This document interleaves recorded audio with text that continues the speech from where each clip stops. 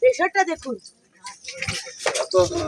আজকে কোটি কোটি টাকা প্রধানমন্ত্রী জল জীবন মিশনের টাকা মমতা ব্যানার্জি আপনার সরকারকে দেওয়া হয়েছে, আসানসোল মিউনিসিপ্যাল কর্পোরেশনকে দেওয়া হয়েছে, বিডিও কে দেওয়া হয়েছে, এখানে গ্রামীণ এলাকা পঞ্চায়েতকে দেওয়া হয়েছে।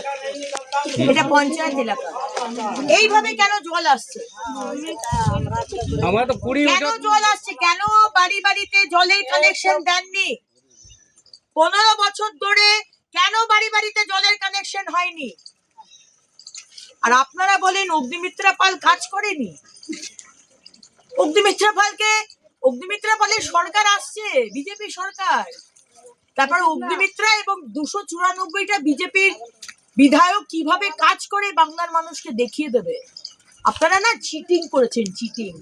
মমতা ব্যানার্জি, আপনি মানুষকে ঠকিয়েছেন। টাকাগুলো আপনার সরকার চুরি করেছে,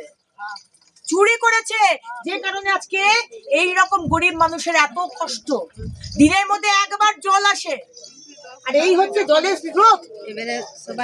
সারা গ্রাম এই কল থেকে জল পাবে, 1 ঘন্টা জল আসবে। এই হচ্ছে পরিবেশ।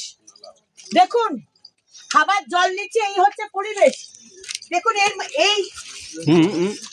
এটা কি পঞ্চায়েত মেম্বারের ঠিক করার কথা নয়? না, এটা কি পঞ্চায়েত মেম্বারের ঠিক করার কথা নয়? এইটার পাশে এরকম খাবার জল। আমরা কি কুকুর বেড়াল? আমরা কি কুত্তা বিল্লি যে এইভাবে আমরা থাকবো দিনের পর দিন? এই জন্য বাংলার মানুষ পরিবর্তন চাইছে। এই যে মাটির বাড়িটা দেখছেন না, এই যে মাটির বাড়ি, এর পাকা বাড়ি পাওয়ার কথা ছিল। আবাস যোজনার বাড়ির টাকা এসছে, মমতা ব্যানার্জি আপনার দল চুরি করেছে। আজকে এর পাকা বাড়ি পাওয়ার কথা, এর বাথরুম নেই, মাঠে ঘাটে বাথরুম করতে যেতে হয়। এর দায় আপনার। সরকার আসুক, তারপর আমরা দেখিয়ে দেবো কিভাবে মানুষের জন্য কাজ করতে হয়। এ পাকা বাড়ি পাবে, বাড়ির সাথে বাথরুম, আর প্রতি বাড়িতে জলের কানেকশন। কাউকে রাস্তায় দাঁড়িয়ে এভাবে জল নিতে হবে না। এটা মোদিজির গ্যারান্টি। অপেক্ষা দিদি এরকম উপরে দিন।